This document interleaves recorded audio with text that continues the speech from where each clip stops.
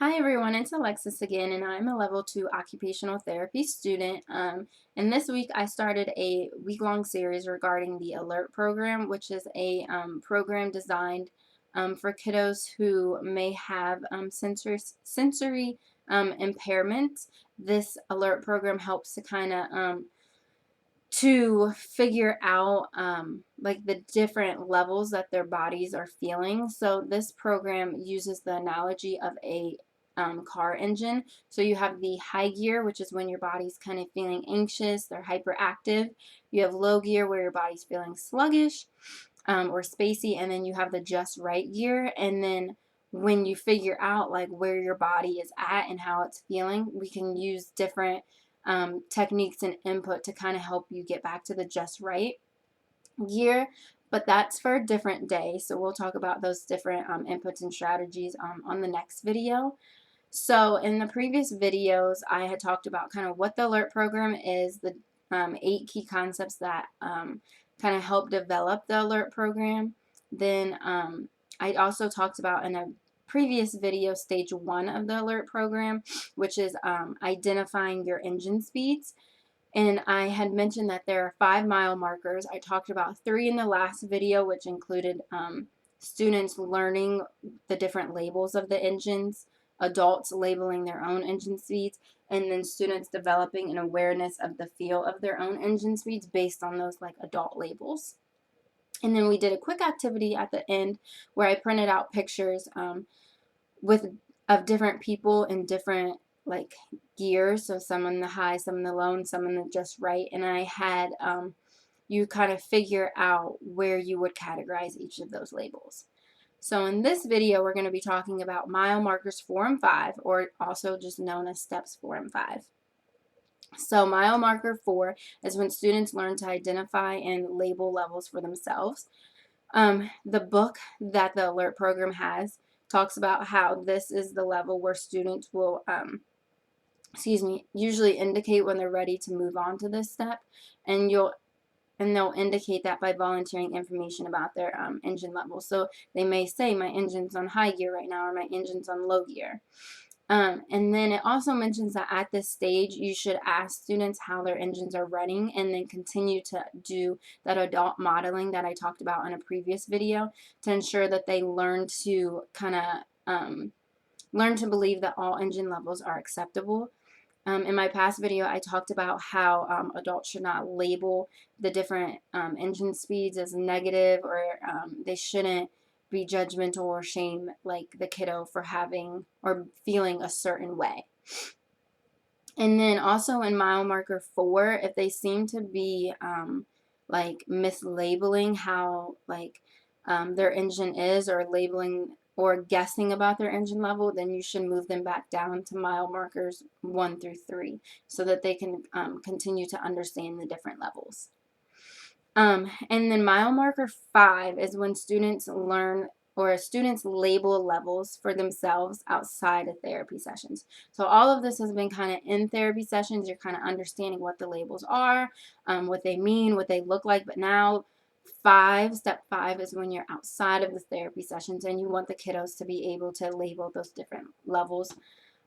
So this is when they're going to continually to label the levels correctly, and that's a sign that they possess the knowledge to kind of label those levels in different settings. So you're not in like the outpatient office or wherever you're at, but they maybe are at school or at home, or they're on a camping trip, and they're able to kind of label like, all right, well, I'm hyped up, I'm super anxious, I'm in high gear, or no, today I'm kind of feeling a little spacey, I'm kind of out of it, I know I'm in low gear. So in order to kind of progress to that step, it's important to make a chart for the students in order to label their engine levels outside of therapy. So you're probably most likely going to utilize this chart like at home. So it's basically going to be like a wake up to bedtime type chart, which we're going to actually work on in a little bit. And you're just going to have different columns of high gear, just right gear, and then low gear as well. And then they're just going to like check it off however they feel. So that's the activity that we're going to be working on today. It's super easy, and it just kind of lets you know, as well as like the kiddos know, like when they feel like a certain way throughout the day. And then in later videos, we're going to talk about the strategies in order to implement when they do feel a certain way. So I'm going to go grab my materials for this, and I will be right back. Alright, so for this activity, I just have a blank piece of paper, and then I just have some different markers, which I'm probably only going to use a couple. So you don't have to use various markers. You can use the same marker, but I like things to be color-coded. So I think when I am in the high gear, I'm going to use this like red marker. And then when I am in low gear, I'm most likely going to use this yellow one. And then when I'm in the just right gear, I'll probably just use this green one. So like I said, all you need is markers, a piece of paper if you want. And then also, actually, I'm going to grab another marker out, and I'm probably just going to do, since I don't have black, I'll probably just do blue. So what you're going to do, I'm going to scoot the camera down so you can see the piece of paper, is you're just going to make a chart, and I'm just going to make 4 different columns.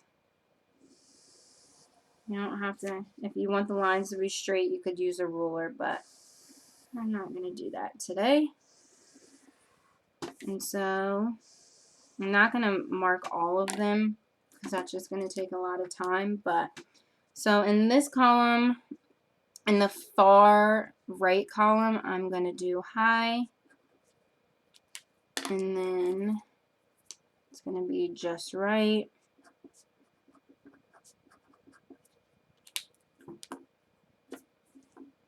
And then low, it's the yellow, and then I'm going to put feels like in this one. So kind of like that. The low is probably going to be kind of hard to see because it's yellow. And I'm just going to do a couple. So I'm just going to do wake up. Down at the bottom, I'm going to do before bed. In the middle, I'm going to do lunchtime. Let's do breakfast. We'll do schoolwork. We'll do dinner down here. Let's say you have TV time after schoolwork. You have more schoolwork after lunch. You have TV time again.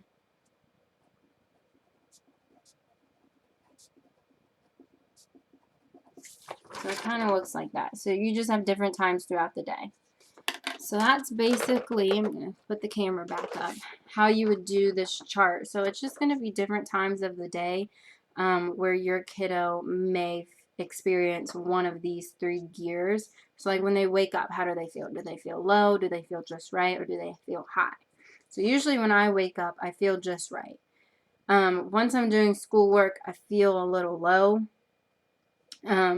TV or playing outside, I might feel a little high because I might be hyperactive, hyped up, things like that. So you would just have your kiddo check which one they feel like throughout these different times of the day. So this is just a simple activity that you can do with your kiddos in order to help them kind of figure out what gear they may be in outside of a therapy session.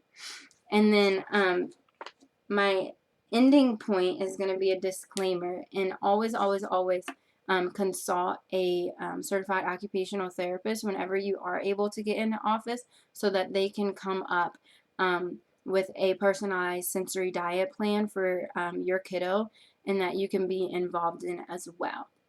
So these videos are kind of just informational videos regarding the alert program, but like I said, always, always, always consult an occupational therapist when you are when you are thinking that your child does have some sensory processing issues as well. So in my next video, we're going to be talking about stage 2 of the alert program. So thank you.